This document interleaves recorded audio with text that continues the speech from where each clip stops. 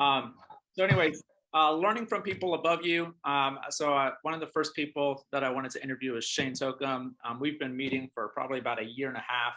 He did a training that Alan Grulick put on, and that's where we first met. And we were talking about goal setting, and he was in his classroom, and we went to lunch and started chatting, and just the energy that he brings to the room and everybody that he meets with is really powerful. He's John Maxwell certified coach, big time producer and title over the years, top 5% nationally in sales. And his whole goal is to meet with agents and help grow their business. So he's constantly reaching out to agents and doing what he can to help grow their business and create successful people around us. So I've really enjoyed our time together, and I thought he would be a great person to interview to kick this thing off. So without further ado, Shane, kind of tell us your story and your background, and how you got into title and what you do now and what inspires you. Okay, so I know there's at least two ex-teachers, one ex-police officer. And was Brad also a teacher or not? Brad was a teacher for a very long time. Okay, so I was a teacher also. So I was a teacher for 5 years in San Antonio. And then I started flipping houses. Well, I say I started flipping houses. I flipped 2 houses and just walked into the title company to close. And they basically asked me, did I want to work there? And so I was like, no, not really. No, I'm good. And they convinced me with money to come and work there. And that was 20 years ago. And I walked in the first day and loved it. Quickly became successful because I had the teacher work ethic, mentality. And I would work from 7 in the morning to, 10 at night, every night. And really everybody in title thought I was crazy. Everybody thought I was crazy. They're like, realtors don't work at 7 in the morning. What are you doing? I'm like, I'll find realtors that work at 7 in the morning.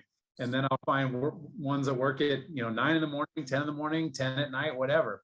So really, in the beginning, I outworked everybody. I wasn't working smart, but I was definitely working hard.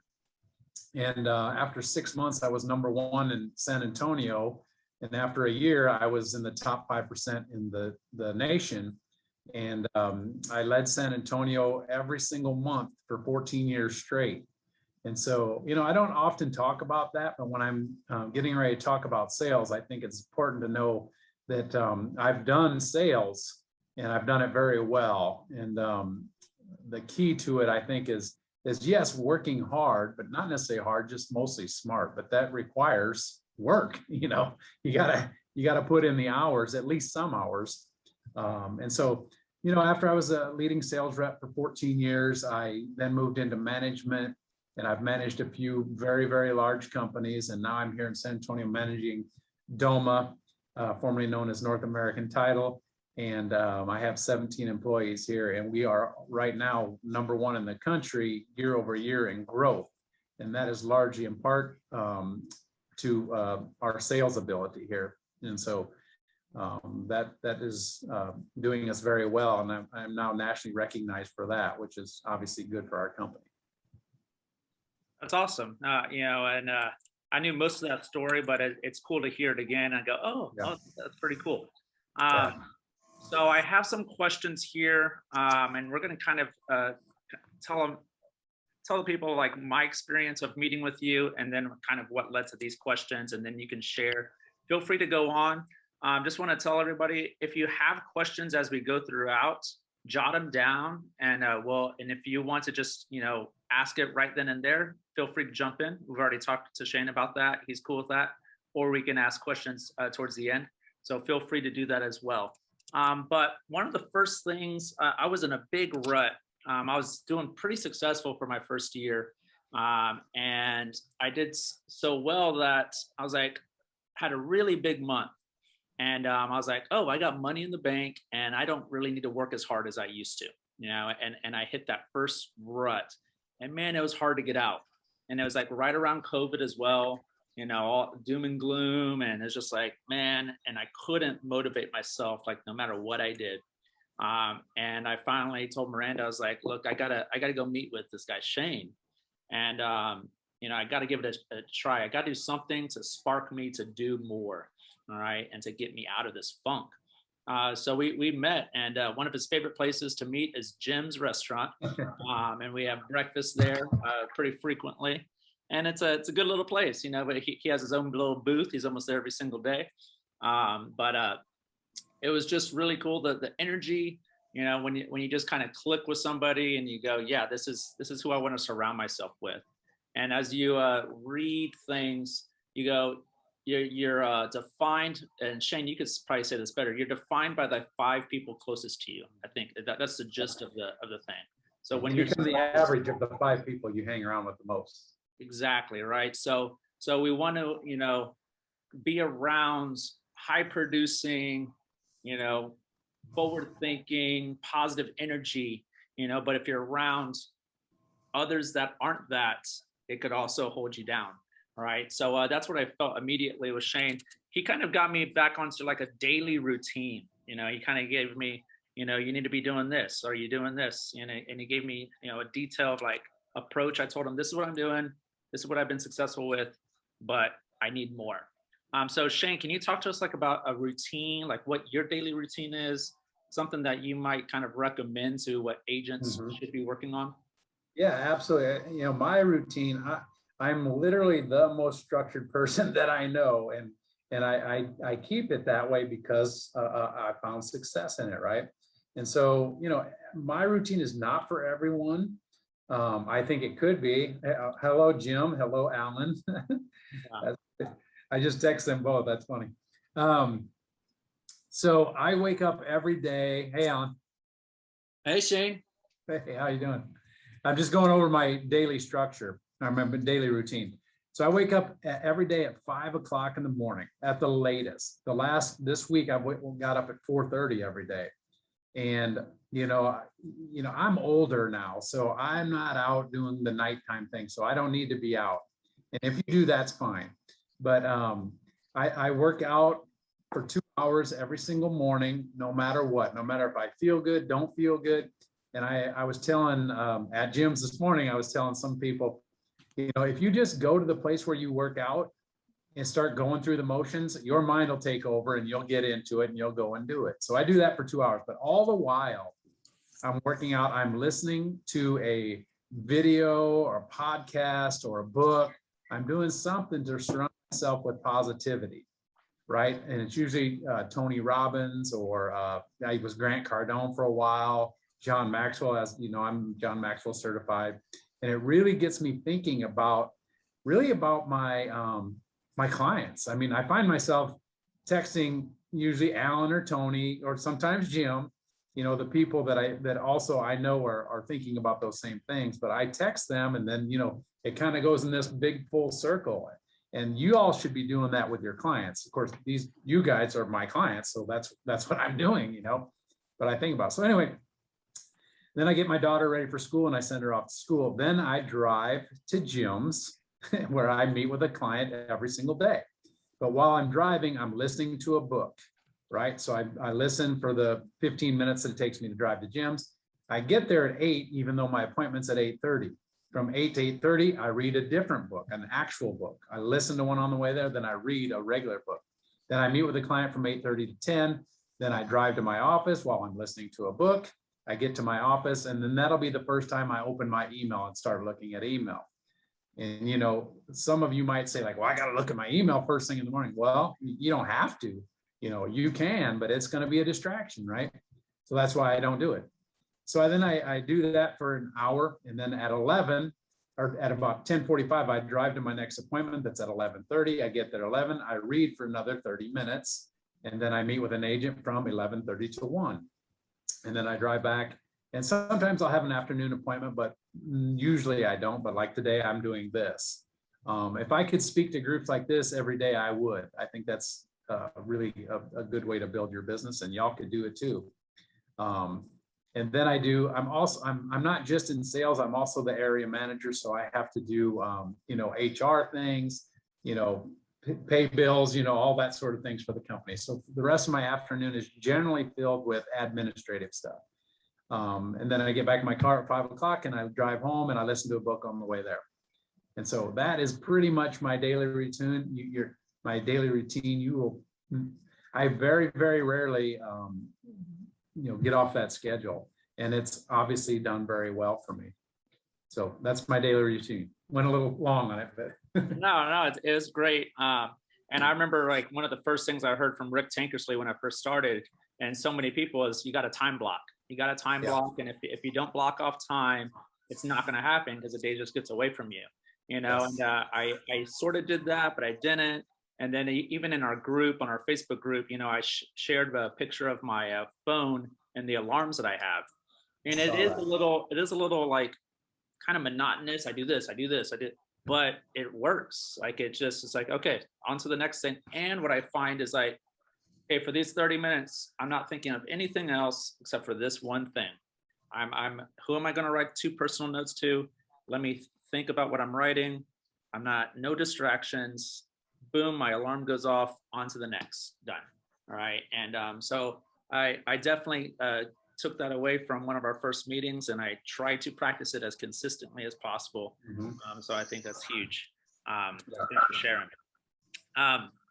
Another thing that I took away was early on, I remember meeting one of my first lenders, and he gave me the Millionaire Real Estate Agent book, right? The Gary Keller book, and it's the Bible of books and blah, blah, blah for real estate. I was like, okay, cool. And I sort of started reading, but I didn't really get into it, and it was kind of hard to read. And early on, it was all about, I just heard over and over, mindset, the mindset of abundance and all these things. And I just didn't really buy into it. I was just like, okay, whatever that means, and then you spoke more about it, and you introduced me to 2 books that really kind of triggered me and took off from there. And one of them was, I always get this wrong, but I think it's a Miracle Morning. All right. And then, and Ninja Selling. All right. Yep. And so I've made it a point. You shared Ninja Selling with me. So I've made it a point to share it with every single agent that comes on to EXP with me. And I think I've read that twice. I've listened to Miracle Morning, super powerful. And now it's just like, I love listening to those things. And it just takes like one really good book to kind of trigger you, like, oh, I want to read more of that. Can you talk to us a little bit about books? You said that you listen to podcasts, things that you like to listen to, or people. Yeah, take it away with what you recommend from there. So I love Tony Robbins, and I've given probably his book, Unleash the Power Within, to, I don't know, at least 50 people. It's a good one. The Go Giver series, I really like the Go Giver series. I just started the Miracle Morning again because one of my clients needs to read it.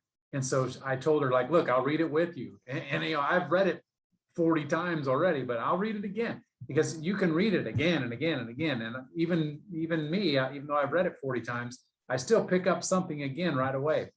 All the Go Givers, definitely. Ninja Selling, I've given that to probably 300 people, and you can read it and you can do it. But some of the problem then is, and maybe this is in there, I don't know, but when do I do that sort of thing? But Ninja Selling literally tells you what to say to people, what to write to people. You could just copy and paste all of that. The problem is, when do I do it? How often do I do it? Am I bothering people? That's the biggest thing. You got to get out of your head that you're not bothering anybody. You're providing a service that they need. They're either buying or selling a home. They're going to use somebody. It might as well be you. Don't think that you're bothering them. You're coming from, I think Tony said, a place of, what do you call it? Giving, come from contribution. So you got to know that's what you're doing. You're not just calling people saying, like, do you need to buy your house? Do you need to buy a house? Do you need to sell your house? No, you're just saying, hey, do you want to know how much your home's worth? I can get that for you. You want to look at a home? I can do that for you. So you're providing a service, and that's one of the hardest things I think agents don't get through their head, is that, oh, I'm not a real salesperson. I don't want to come off too pushy or threatening. No, you don't have to. You could be calling people saying, how are you? That's all you got to ask. People want to know. People like being asked, how are you? And then listen. So the books, the reason I'm saying is the books that I recommend, they emphasize that and they reiterate it and they give you different ways to approach people without coming off as a salesperson, even though there's nothing wrong with being a salesperson. That's what you are now. And get used to it. So yeah, I mean, books, I always say, like Tony said, surround yourself with the 5 people you want to become the average of. I like to say I surround myself with Tony Robbins, John Maxwell, Grant Cardone, those types of people. I mean, they're all billionaires.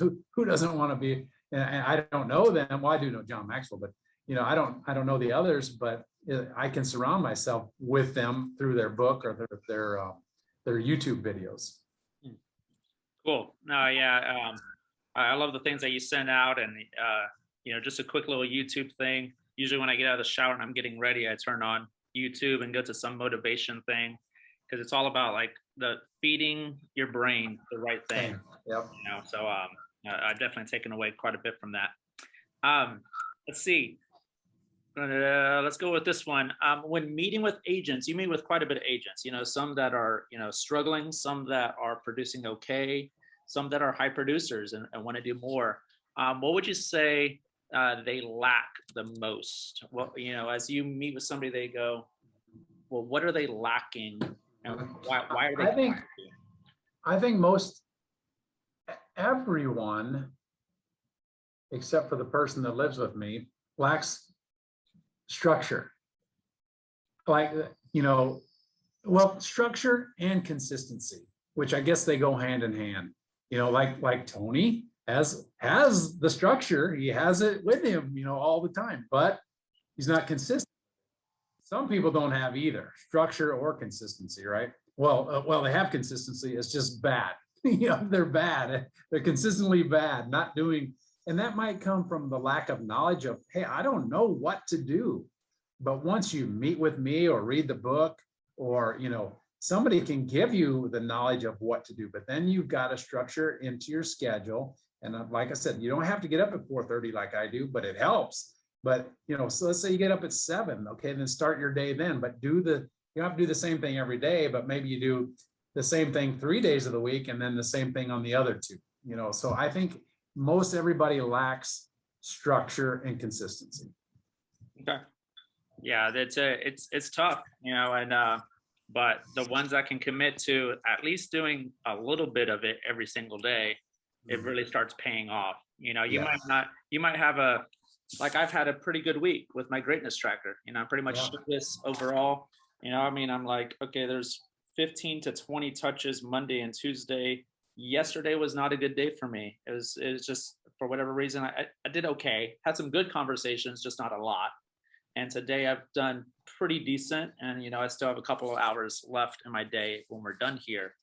So it's but doing at least a little bit every day, really starts to get that ball rolling.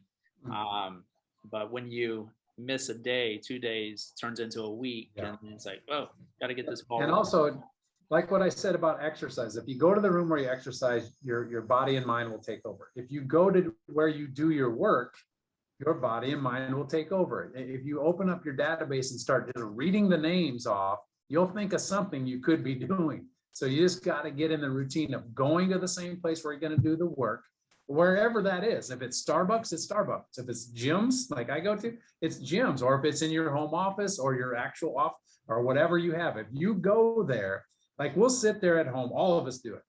Oh, I don't have much to do today. I think it's a light day. But then if you go and open your database and start reading, you're like, oh, I could do this. I could do this. I could send him a thank you card. I could send them a gift card. I could send them an email. I could send them a property. Your mind will think of things that you can do, but you got to put yourself in the position to do it. I like that. Visual cues and changing the environment. Changing the environment. And that's what I'm reading right now. And Atomic Habits. You set up the environment to be productive. So visual cues is like this. If your goal is to lose weight or to run a marathon, your cue would be, before you go to sleep, put your shoes, your socks, your shorts, and your running gear at the foot of your bed or at the side of your bed. So you're going to step on it when you get out of bed, right? Then you're not, oh yeah, I got to run first thing. Well, for your work, your visual cue is, like I tell everybody, you should have your database printed out and you should have it in front of you. You should be writing in the front seat with you so you can see it. I've told, the 3 guys that I meet with a lot, and I bet you they don't always do it, but sometimes they do. But I guarantee when you do it, you'll think, I got to call him or her or them or whoever. That's your visual cue. So set visual cues where you can see them. Or Tony sets timers. Alan was setting timers for a little while. I don't know if he still does, but that's a good one too. And then you look at your phone and be like, oh, it's time to do this. I mean, that's a cue. Yeah, that's what happened to me yesterday. And I was like, I don't want to call anybody. I'm struggling. I'm not feeling motivated. And then I just went down the list and go, what can I do for this person? What can I do for this? Oh, I could call this person or I could text this person. And it really is. You just like have that list there. Mm-hmm. Let's see. Let's go back to the day before that. Tony texted me and said, like, why am I struggling with writing who to write thank you cards to? And then I text him what I do, and he immediately started writing thank you cards. I mean, that's a good thing to have somebody that can hold you accountable too. Yeah. Speaking of, what are techniques on reaching out to prospects? How when you're prospecting, or I hate to even call it that, but yeah. Well, what ways do you use to reach out to people? Yeah. So the ninja selling, and most of us that I keep mentioning, Alan and Jim and Tony, and Michael. I met with Michael yesterday. Mike, he probably heard most of this yesterday. We call it staying in flow with your database. Because people don't want to be considered salespeople, so now they changed the term to staying in flow, which is great. So there's anything you can do. I highly recommend a birthday campaign. Now you should have your KV core list, or I use Excel, and you should have a column on there for their birthday, right? So if you have 100 names and 100 phone numbers for each of those names, but you don't have their birthdays, you could just start calling and say like, hey, this year I'm starting a birthday campaign. When is your birthday? Who doesn't want to hear that from you? Like, oh, he's going to think about me on my birthday. That's great. Then you write it down. And so many people say, oh yeah, I could just go and get them off of Facebook. Everybody's birthday's on there. Yeah, you could, but that defeats the whole purpose. You want to make a phone call and tell them, like, I'm literally starting a birthday campaign and I care about you and I want to know your birthday, right? You don't have to say I care about you. They're going to, that's implied, but that's one good way. The other ways, there's many. You can come up with your own, but the anniversary of when they purchased their home, obviously a very good one. You could call them, text them, and send them a card on that day. You can call, text, and send them a card on their birthday. You could call, text, and send them a card on their anniversary, of their wedding anniversary, their kids' birthdays. You can do whatever you want, and I'll guarantee you, how many realtors do you think are sending their clients' kids' birthdays? Probably none, even though I've recommended it to everybody I come across, but you don't have to do that. But you want to be a top of mind, and those are good, legitimate, sentimental, sincere ways of doing it, right? I call people like Alan and Tony can tell you, I call them a lot, and I just say like, "What's up? What's going on?" But then agents, including those two, probably are thinking like, "Yeah, but that's different because me and you are friends, or you're a salesperson, I'm a salesperson." No. We're all just people. Your prospective clients and your past clients are just people also. They want to hear from you too. You don't have to put this block in your head that they don't want to hear from you. So, I get it. There is a block, but you got to get over it, and you got to think of the easiest ways. And one of them, I think, is the birthday campaign, like I've mentioned already. Other ways, I don't know. I mean, I kind of gave a lot. I think anything you come up with, I think, is a good idea. You're pretty big into text messages. We always meet and like, oh, I've already sent out 150 text messages and I'm getting all these replies. And so talk to us a little bit about that real quick. Every Monday and every Friday, if you're not on my list, everybody is except for, well, Brad's not, Miranda's not, and Christina's. Are you, Christina? I don't think you're on my list. Anyway, I send 198 texts as of Monday. but I'm trying to grow that to, whatever, 200, 300, as you should be trying to grow your database every day. I try to grow mine also. So every Monday and Friday, I send a motivational quote along with a message from me saying, basically some sort of, how can I help you this week? Or what are you doing to help yourself? Or what is your plan of action for the week or the day? And I was going to say it's shocking, but it's really not. If I send 200 messages out, I probably get 50% reply. So 100 of them back, which is incredible. And then again, I know, like Tony and Alan and everybody, Jim probably, and now all of you think like, yeah, that's you sending it to salespeople, and that's okay. But you can send it to anybody. One of my clients, I won't say his name, but he was reluctant, and then finally he started sending he just copy and pasted what I sent him and sent it to his database, and he was like, wow, I got such good responses, and everybody replied. I'm like, yeah, who doesn't want that? Everybody does. Everybody's people, they want it. So you just kind of got to get it out of your head that somebody doesn't want to hear from you, because they do. Cool. Let's see. We only have a couple more, and then we're going to open it up for some questions for you, for the people. Let's see. What kind of advice? So most of the people on here are newer agents.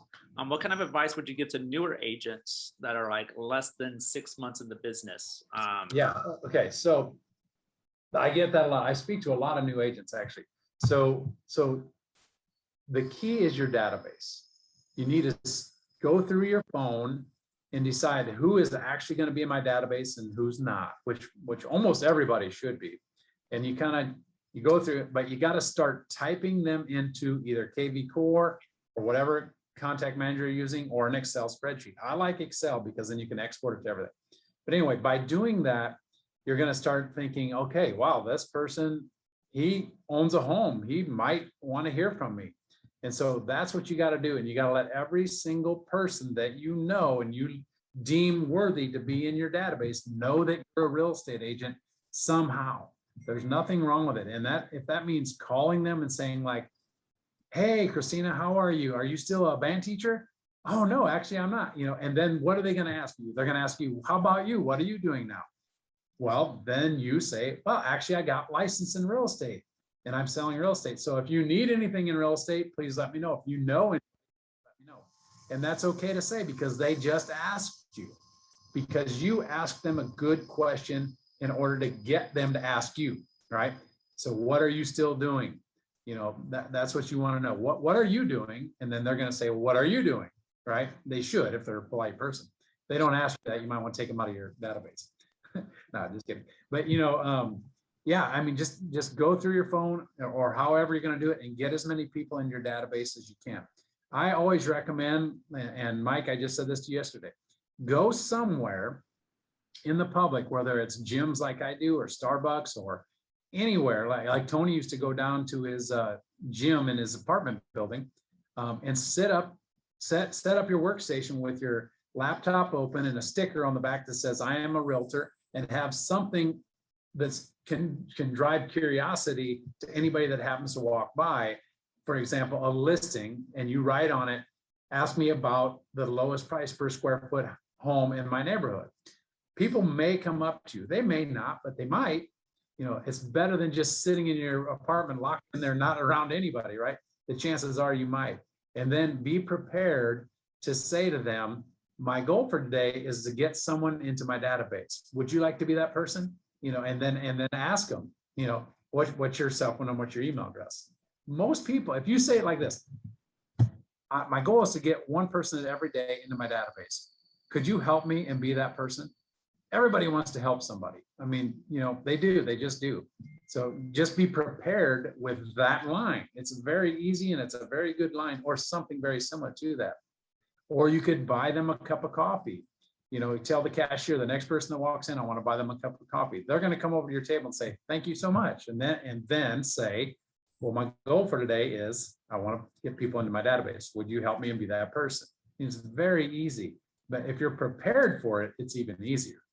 Right? I'm obviously not scared to do that anywhere and everywhere I go. I mean, Tony's seen me. I walk into gyms with him one day and I literally say good morning to every single worker and patron that are in there. And I hear Tony laughing behind me, and we sit down and he's still laughing. I go, what are you laughing about? And he's like, you do that every day? I'm like, absolutely. I say good morning to everybody everywhere I go. I get in an elevator. I say, how are you? I start conversations with everybody. Alan was telling me a story about him at a gas station the other day where a lady came up to him, and then you be prepared to say, can you help me? I'm trying to get people into my database. Can I get you? You know, I mean, just always be prepared to grow your database. Long answer for that question. Sorry. No, it's great stuff. We've done that one. Let's see. This kind of piggybacks on that. I have, what are the top 3 pieces of advice you would give to most agents to get them on track to producing more? I guess you probably kind of covered all of that, but kind of. I mean, grow your database. They say that for every person in your database, it's worth $1,000 a year. So if you have 100, you're gonna make 100,000. You know, if you have 200, you're gonna make 200,000. I would say that's very true. So, and I can tell you, probably if I really looked at Tony's database, he's probably got his circle of database that's really true is what he probably made this year. It's very true. So grow your database with people that are legitimately, you know, they're going to think of you, or you're going to at least be able to make them think of you when they think of real estate. Yeah. Cool. Just a quick little testimony. Since I met with Shane, it was probably, we always talk about this. Did we meet like pretty much the start of 2020, maybe late 2019, somewhere around there? I think so, yeah. Yeah. So, you know, in that first year, I ended up doing okay, you know, and I think I sold like 3.7 million in sales. And then honestly, I felt like I don't know, my numbers went up like almost magically, it felt like, just because I was kind of putting myself in the right mindset, doing like the personal notes, and I don't even do it that well. That's what blows my mind is like, and I tell Shane this all the time, like, I feel like I'm only working at 30% of my potential, you know, and how the heck is my business growing? And I think it's because I'm doing the right things, you know. Now, again, going back to if I was more consistent with it, holy crap, where am I going to be? You know, it's like, so that's my biggest goal as I move forward. I think all this stuff works. I think it matters. Again, it goes back to, you know, making it a must, and, you know, having the right attitude, being positive. And not every day is going to be great. You know, you're going to hit some bumps in the road, but, you know, more times than not, you got to be more positive than negative, and keep on doing these things that grow your business.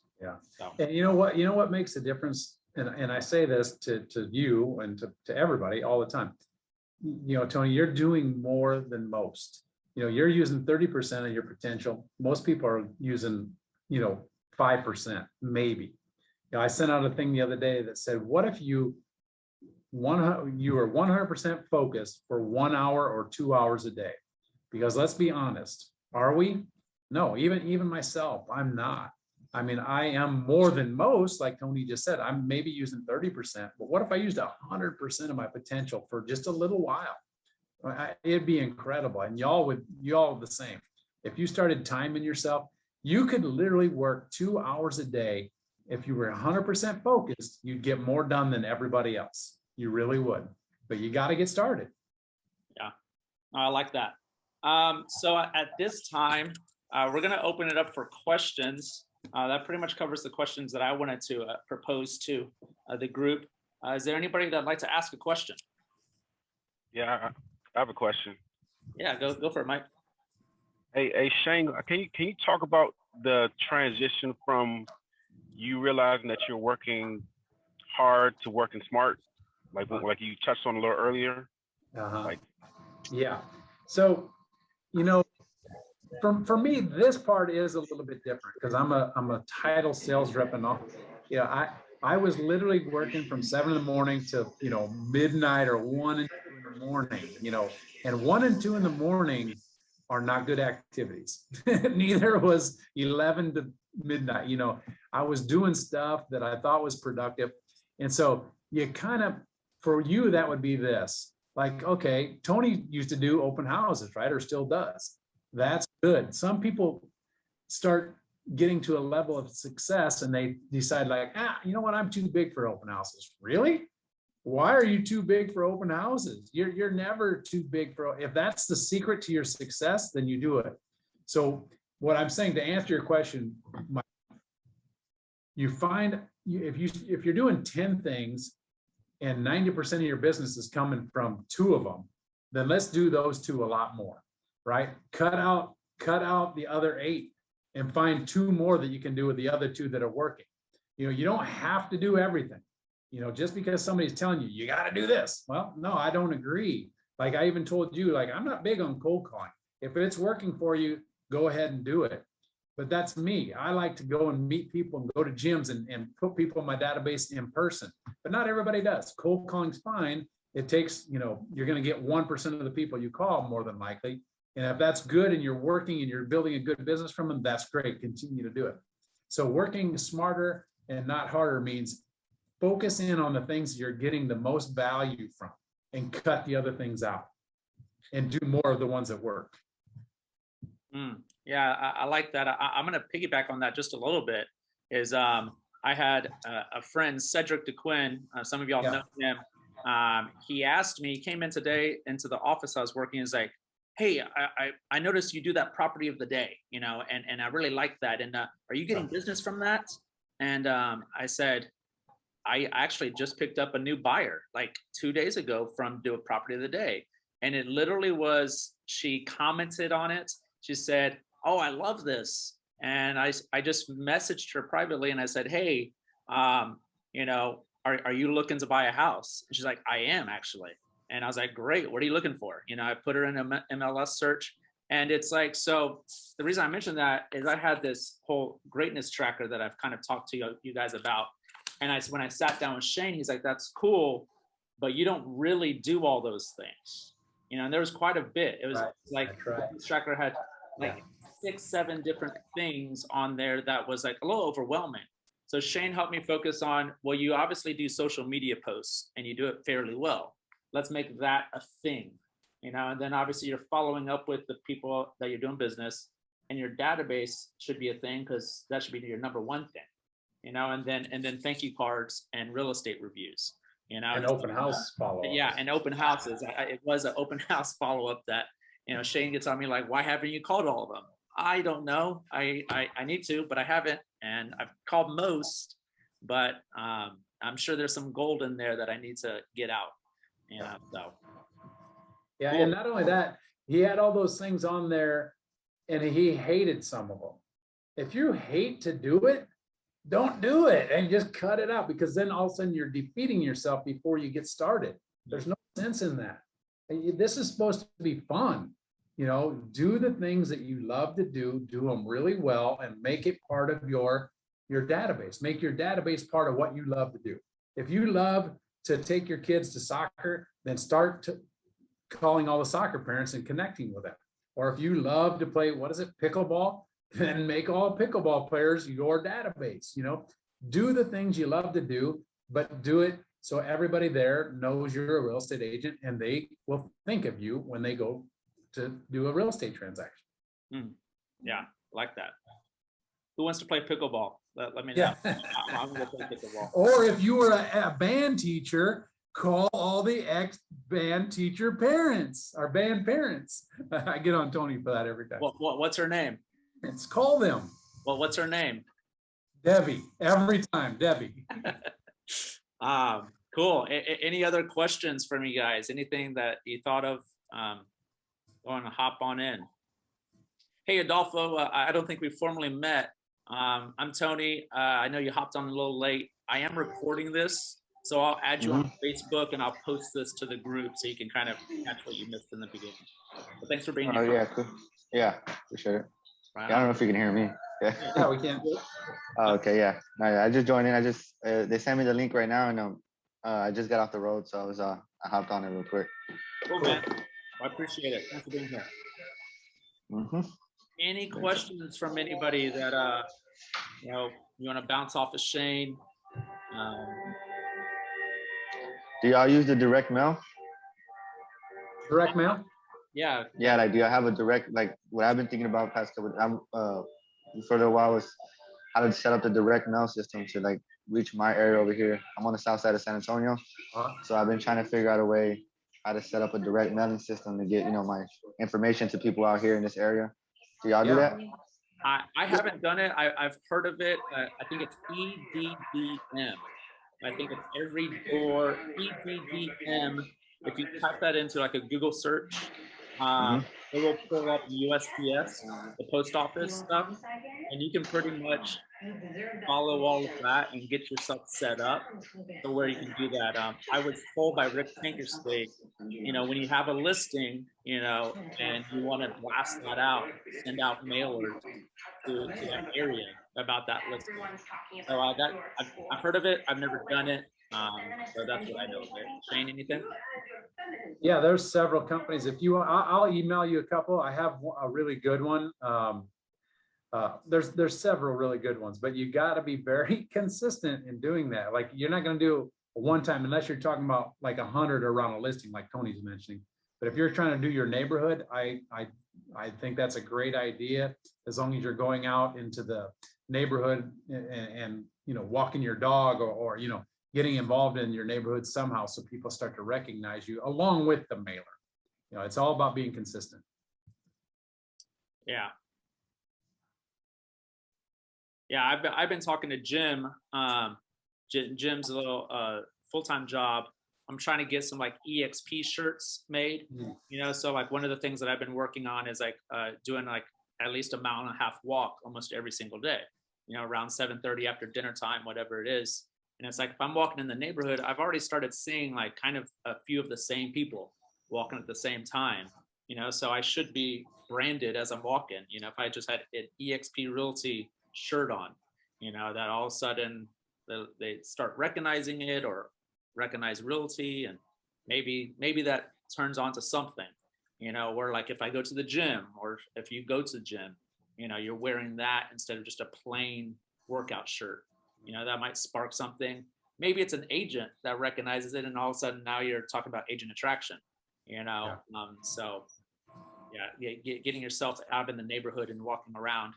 You know, I even did some door knocking the other day at my open house, and it was way more positive than I thought it was going to be. You know, I think I picked up a potential buyer. He says he's wants to go in a couple weeks here, and I said, okay, cool. And it's just, you know, making that connection with anybody and everybody. We've talked about that before, that everybody is either a lead or a referral partner, you know, and it's like Shane says, just start a conversation. That's what I was just going to say. Like when I walk through my neighborhood, well, I actually drive the golf cart through my neighborhood, but I know probably 50% of the neighbors, and I have a 5-year-old daughter. They all know her. She's the best marketing tool ever. And so no matter what, we say hi to everybody. We say good morning and we say good evening, because we go twice, once in the morning, and we start conversations. Then I just say like, so where do you guys live? You know, just have those questions ready. That's an easy question for your neighbor. Which house do you live in? Oh yeah, cool, over there. That's the first thing you say to them. Then the next night you say something different. You know, I mean, just be ready to start conversations. Which house do you live in? How hard's that? It's not hard. They're going to tell you, right? Cool. Yeah, we covered quite a bit. Any other questions? I think we're good.